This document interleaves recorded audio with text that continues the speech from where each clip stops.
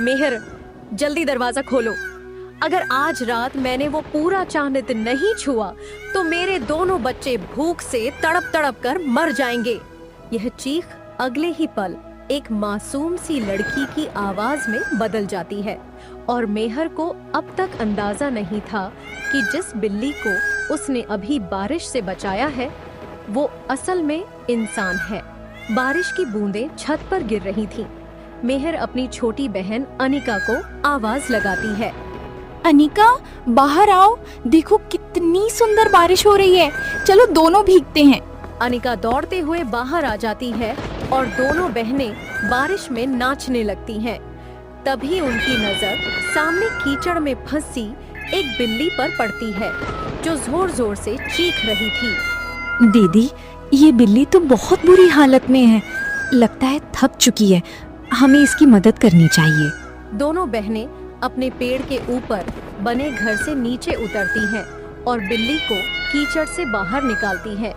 बिल्ली का शरीर बिल्कुल ठंडा पड़ चुका था, जैसे उसमें जान ही न बची हो। वे उसे घर के अंदर ले आती हैं, लेकिन जैसे ही बिल्ली अंदर आती है वो बेहोश होकर गिर पड़ती है। अनिका, तुम इसका ध्यान रखो, मैं कुछ लेकर आती हूँ। थोड़ी देर बाद बिल्ली आंखें खोलती है, इधर उधर देखती है और फिर दोनों बहनों के सामने कुछ ऐसा होता है जिस पर उन्हें यकीन नहीं होता। बिल्ली की जगह अब एक खूबसूरत लड़की खड़ी थी। तुम तो बिल्ली थी, अचानक इंसान कैसे बन गई? डरो मत, मैं सच में इंसान ही हूँ, बस कुछ देर के लिए बिल्ली का रूप ले सकती हूँ। मुझे बहुत बड़ी मुसीबत ने घेर रखा है, क्या तुम दोनों मेरी मदद करोगी? मेहर सतर्क हो जाती है। देखो, तुम जो भी हो हमें इससे मतलब नहीं, पर अगर माँ ने तुम्हें यहाँ देख लिया तो हम मुश्किल में पड़ जाएंगे। माँ हमें किसी अजनबी से मिलने नहीं देती।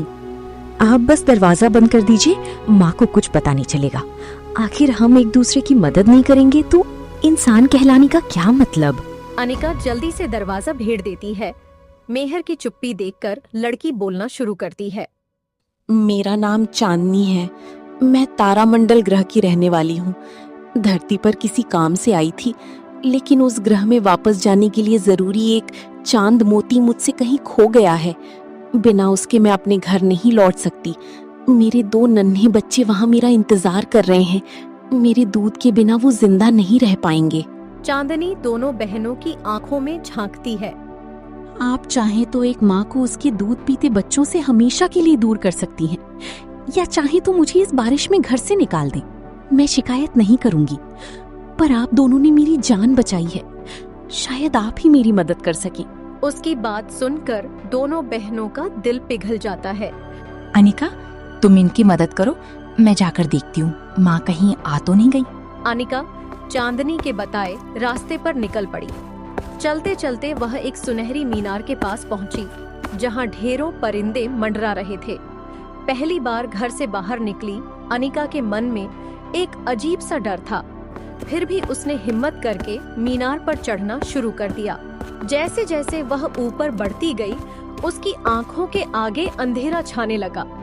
इतनी ऊंचाई से नीचे कुछ दिखाई ही नहीं दे रहा, पर ये मीनार चाहे जितनी ऊंची हो किसी ग्रह तक तो नहीं पहुंचा सकती।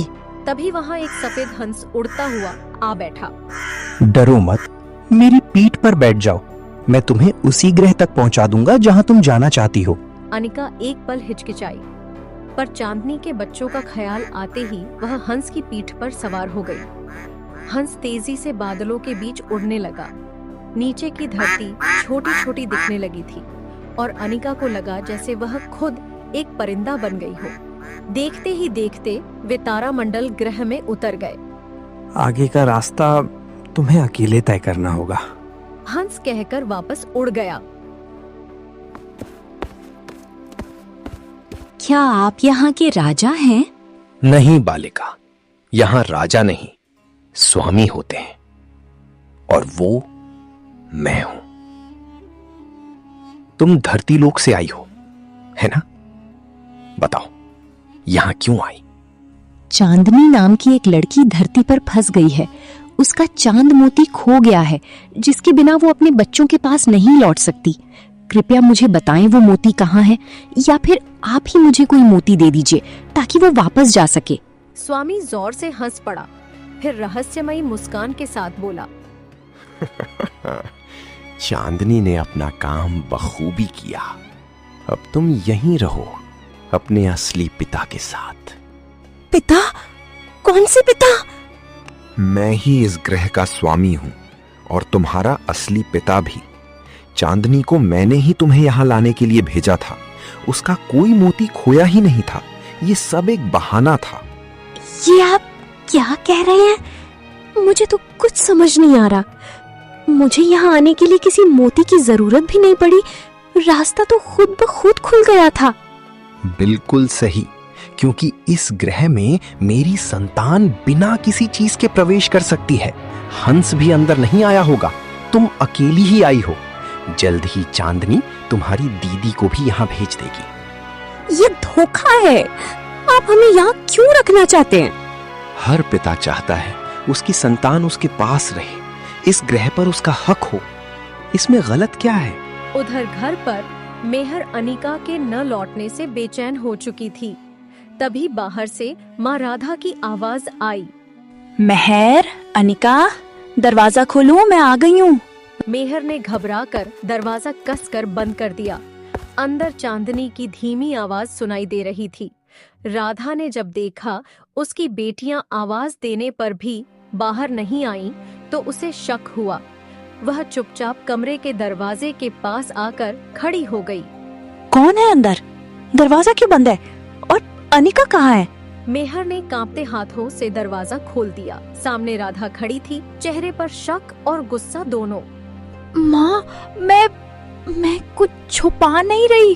तभी राधा की नजर कोने में दुबकी चांदनी पर पड़ी। उसका चेहरा एकदम सफेद पड़ गया। तुम यहाँ कैसे आ सकती हो? ये नामुमकिन है। पर अब आ गई हूँ और आपकी एक बेटी को वहाँ भी पहुँचा दिया जहाँ वो कभी नहीं जाना चाहती थी। मेरी बेटी मुझसे पूछे बिना कुछ नहीं कर सकती। मेहर, अपनी माँ से पूछो, ये चांदनी को पहचानती है? राधा जमीन पर बैठ गई, जैसे उसकी दुनिया हिल गई हो। आज मेरे 19 साल की तपस्या टूट गई, वह बुदबुदाई। और फिर उसने वह राज खोलना शुरू किया जिसे उसने बरसों तक दफन रखा था। तुम्हारे पिता कुणाल एक साधारण कारीगर थे। एक दिन जंगल में उन्होंने एक बुजुर्ग को दम तोड़ते देखा। असल में वो तारामंडल ग्रह के स्वामी थे जो रास्ता भटक गए थे। कुणाल ने उन्हें उनकी मीनार तक पहुंचाया, पर स्वामी वहीं मर गए। उनकी कोई संतान नहीं थी, इसलिए वहां के लोगों ने कुणाल को नया स्वामी मान लिया। पर कुणाल अकेली सत्ता नहीं संभाल सकते थे। वहीं उनकी मुलाकात एक बदला लेने की आग में जलती लड़की चांदनी से हुई, जिसे पुराने स्वामी ने बरसों पहले निकाल दिया था। दोनों ने मिलकर उस ग्रह पर कब्जा जमा लिया, धुंध और डर फैलाकर वहां के लोगों को गुलाम बना लिया। 19 साल बाद चांदनी को पता चला कि हर 20 साल में वहां का स्वामी बदलना जरूरी होता है और सुनहरी झील का जादू उन्हें रोक नहीं सकता।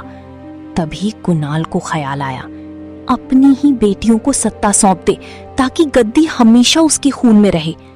इसीलिए चांदनी को यहाँ भेजा गया, पहले अनिका को लाने, फिर मुझे बुलाने। माँ, ये तो बहुत बड़ा धोखा है। मैं जानती हूँ इसे कैसे रोकना है। मेरे पिता एक अघोरी थे, मुझे भी कुछ शक्ति विरासत। राधा और मेहर हंस की मदद से तारामंडल ग्रह पहुंची। वहां अनिका को बंधक बनाया गया था और कुणाल गद्दी पर बैठा गर्व से मुस्कुरा रहा था। जैसे ही चांदनी ने बिल्ली का रूप धारण कर हमला करने की कोशिश की, राधा ने आंखें बंद कर मंत्र पढ़ना शुरू किया। चारों ओर धुंध छंटने लगी और चांदनी दर्द से चीखती हुई पीछे हट गई। वहां के लोग जो बरसों से डर के साए में जी रहे थे, अब हिम्मत जुटाकर उठ खड़े हुए। सरदार ने ऐलान किया, इन दोनों को उसी सुनहरी झील में डाल दो जिसका डर दिखाकर इन्होंने हम पर राज किया। न मौत मिलेगी इन्हें, न चैन। कुणाल और चांदनी को झील में धकेल दिया गया। जहां उनकी सजा हर पल हर सांस के साथ चलती रहेगी। राधा अपनी दोनों बेटियों को लेकर हंस की पीठ पर सवार हुई और वापस अपने घर, अपने पेड़ के ऊपर बने आशियाने में लौट आई, जहां अब न कोई राज बाकी था, न कोई डर। इस कहानी से हमें यह सीख मिलती है